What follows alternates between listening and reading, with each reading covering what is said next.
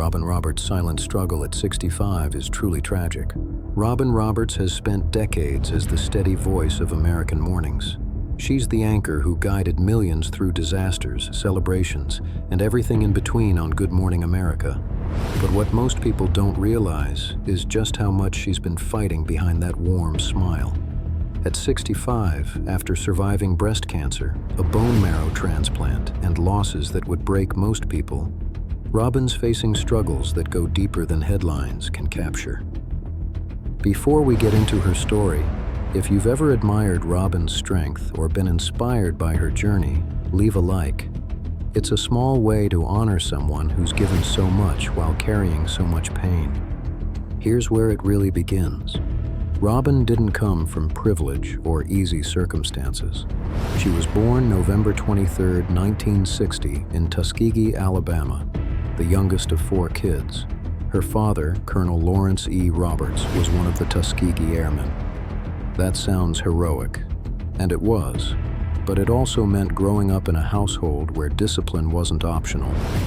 Her dad carried the weight of what he'd seen during the war in his silence, in the way he held his shoulders, in expectations that didn't bend.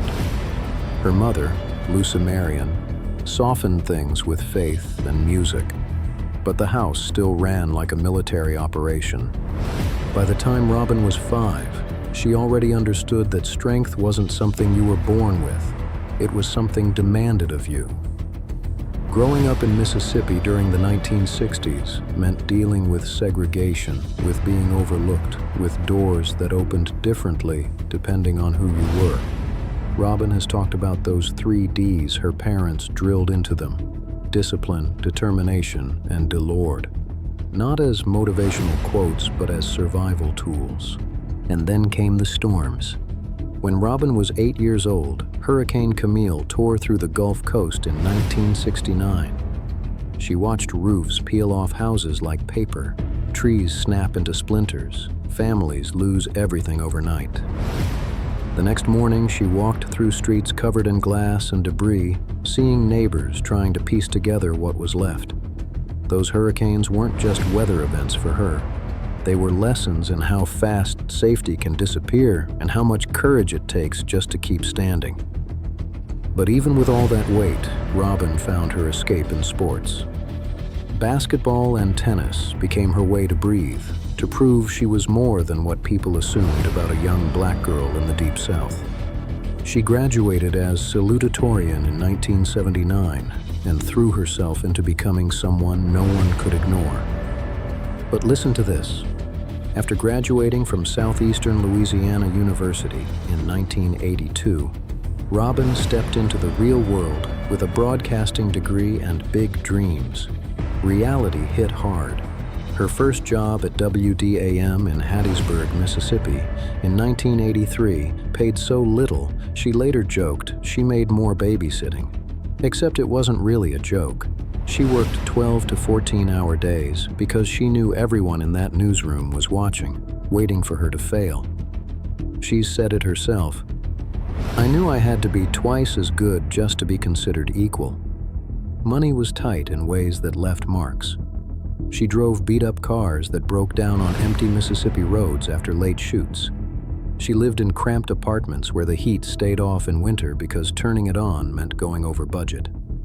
There were nights when rain leaked through a warped window and Robin sat at her kitchen table, exhausted and alone, whispering to herself to just hold on a little longer. She wasn't homeless, but she was painfully isolated. In her early 20s, she moved from Hattiesburg to Biloxi in 1984, then Nashville in 1986, then Atlanta in 1988. Each move stripped everything down to zero. New city, no friends, no safety net, just another newsroom where she had to prove she deserved to exist in the job she loved. She carried her own camera equipment, drove herself to rural high school football games, set up shots in mud, wrote scripts by hand, and edited footage long after everyone else had gone home.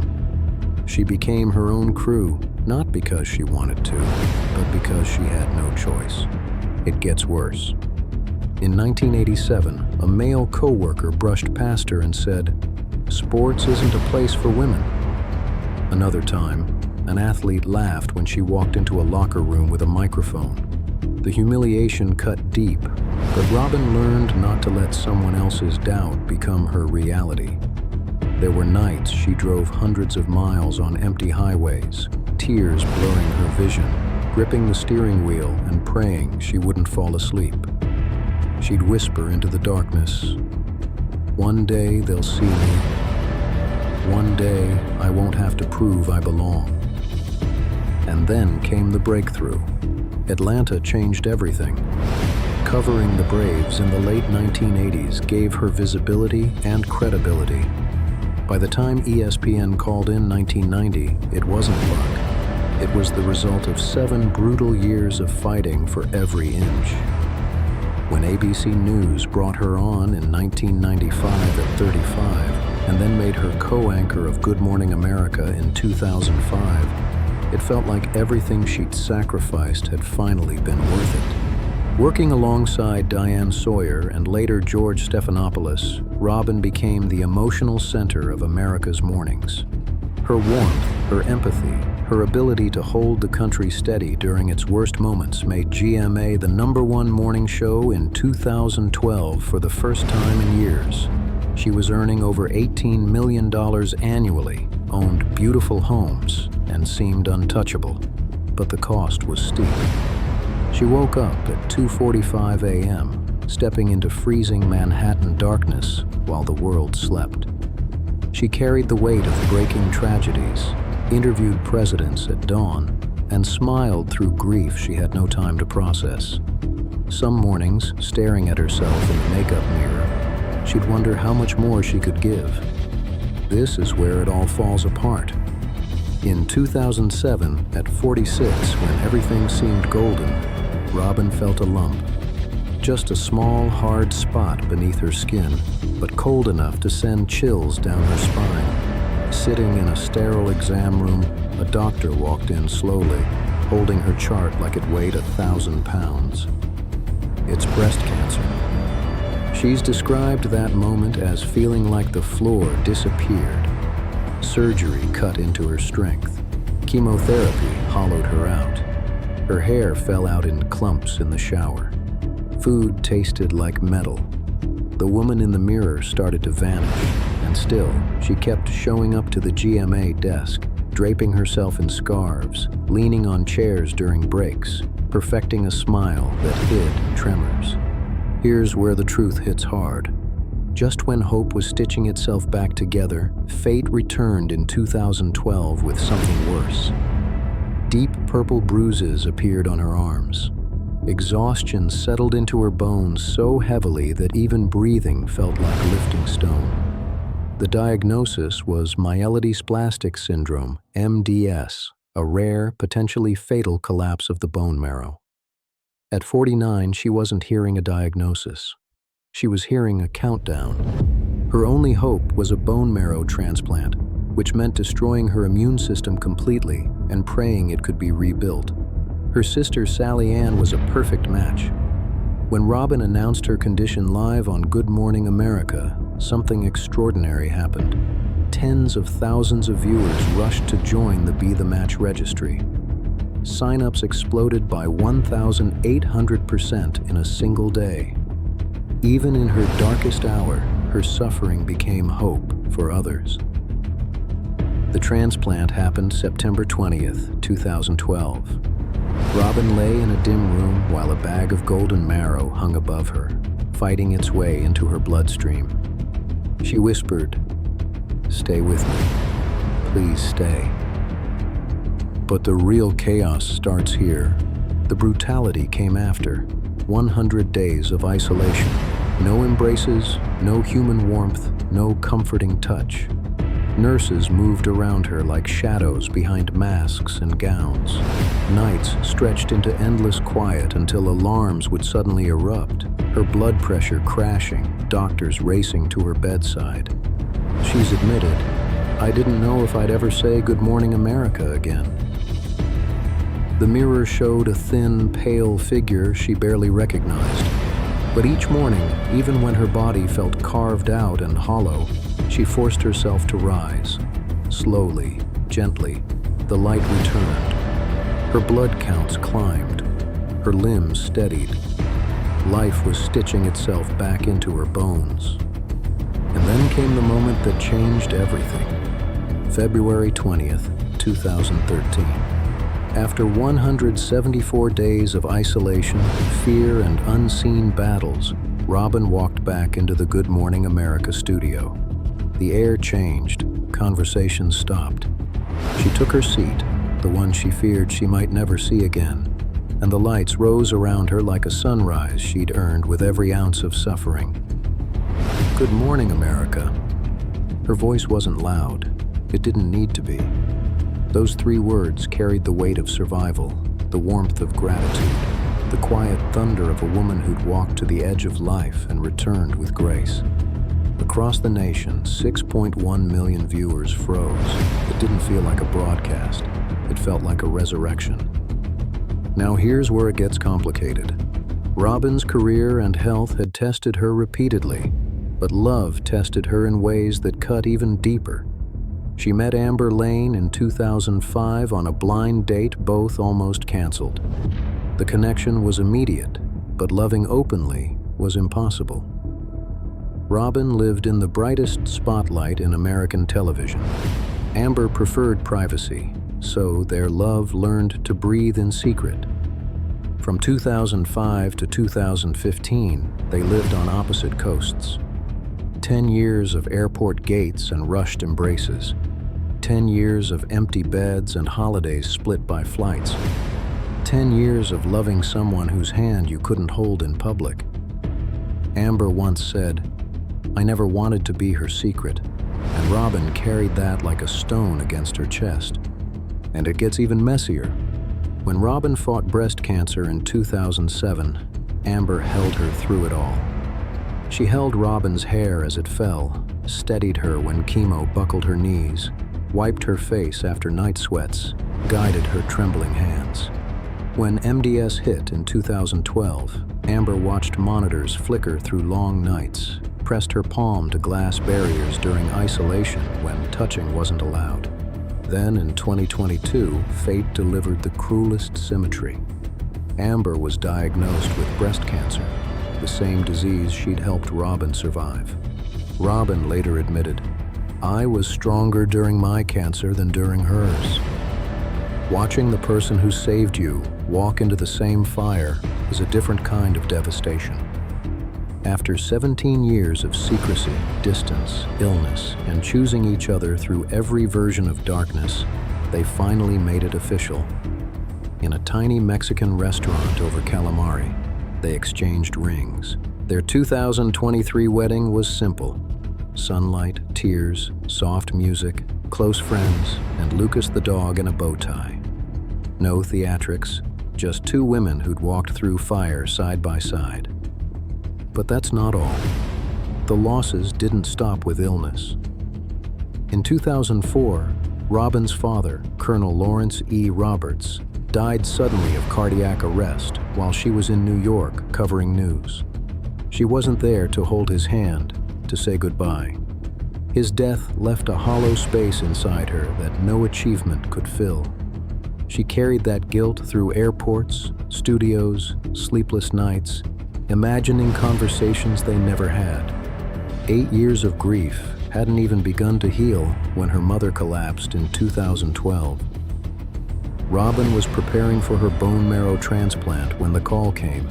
She tore out her IV, defied medical orders, and flew to Mississippi. By the time she reached her mother's bedside, Lucimarian was fading. Her final words to Robin were airy but clear. "I'm proud of you, and I need you to be brave now." This part left everyone stunned. Robin was fighting for her own life while watching her mother slip away. A double war, body and heart breaking in tandem. She returned to New York for her transplant moving, as she said, like she was walking underwater. She whispered their family prayer, light, love, power, presence, into the sterile air, clinging to it through fever spikes and moments when fear outpaced her pulse. Then there was Joel Siegel. He wasn't just a colleague. He was family, the kind of friend forged in 4 a.m. newsrooms. Joel had been battling colon cancer for years, fighting with humor, even as pain tightened around him. In June 2007, while Robin was preparing for the show, the call came. Joel was gone. The timing was vicious. Within weeks of losing Joel to cancer, Robin found the lump that would lead to her own diagnosis. His death wasn't just grief. It was a prelude, a warning, a storm cloud that refused to stop following her. Here's where the mask falls off. Today, at 65, Robin has built a life most would envy. Her net worth sits around $55 million. She owns a modern farmhouse in Connecticut with floor-to-ceiling windows, exposed beams, and a stone fireplace where she journals on early mornings. She has a waterfront retreat in Key West with a private dock where she and Amber watch sunsets. She drives a Cadillac Escalade and a Mercedes-Benz, owns luxury watches, including a Rolex that reminds her every second is borrowed. But wealth doesn't erase the scars. Robin wakes early now, but not at 2:45 a.m. anymore. She protects her health fiercely with strength training, long walks with Lucas, plant-forward meals, meditation, and that prayer her mother taught her. She undergoes regular checkups, not out of fear, but out of reverence for the life she fought to reclaim. It turns darker from here. What people don't see is the weight she still carries. The guilt of not being there when her father died. The trauma of watching her mother fade while she was fighting for her own life. The years of hiding her relationship with Amber, of living on opposite coasts, of loving in secret. The terror of watching Amber battle the same disease that nearly killed her. Robin's philanthropic work is staggering. Millions raised for Be the Match. Thousands of new bone marrow donors inspired by her story. Continuous contributions to cancer research, disaster relief, education initiatives. She sponsors scholarships in her parents' names, donates quietly to families in medical crisis, uses her platform to elevate overlooked voices. She never seeks credit. She simply gives. But this next twist? Game-changing. Her legacy isn't just survival, it's service.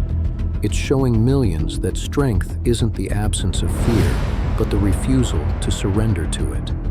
She's guided strangers through their own dark nights, reminded aging parents trying to stay strong, patients in waiting rooms praying for good news, souls wrestling with loneliness before dawn.